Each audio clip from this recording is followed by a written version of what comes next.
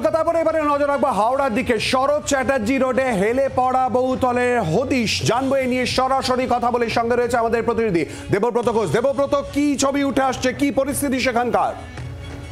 দেখো, আমি এই মুহূর্তে রয়েছি শরৎ চ্যাটার্জি রোডে। এখানে দুটোই বহুতল পাশাপাশি নির্মাণ হয়েছে বেশ কয়েক বছর আগে, এবং যেটা দেখা যাচ্ছে যে সেই দুটি বহুতল প্রথম তলার পর থেকে একেবারে এটা হচ্ছে তৃতীয় তথা চারতলায় বিল্ডিং, ক্রমশই ওপর দিকে যত উঠেছে তত একেবারে কাছাকাছি এসে ঠেকে গিয়েছে। স্থানীয় বাসিন্দারা তারা বলছেন যে বিল্ডিংটি হেলে গিয়েছে। আমার সাথে রয়েছেন এখানকার একজন বাসিন্দা ফ্ল্যাটের, আমরা কথা বলবো। আপনি এই বহুতলেই থাকেন, কি দেখছেন?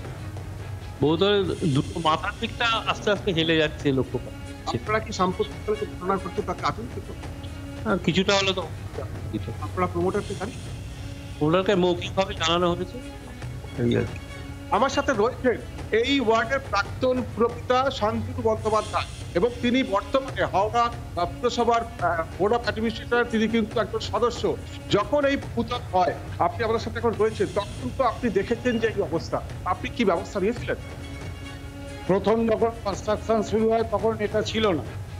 আমাদের সবচাইতে বড় যেটা অসুবিধে হয়ে গেছে সেটা হচ্ছে আমাদের 2017 সালে একটি অর্ডার বের।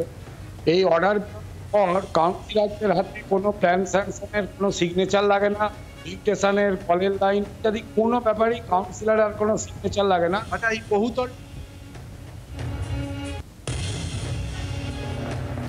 অর্থাৎ দেবব্রত, শরৎ চ্যাটার্জি লেনে যে ঘটনা এই মুহূর্তে তুলে ধরলো, সেখানেও কিন্তু হেলে পড়া বাড়ি, কিন্তু কেন পরপর এই ঘটনা সামনে আসছে?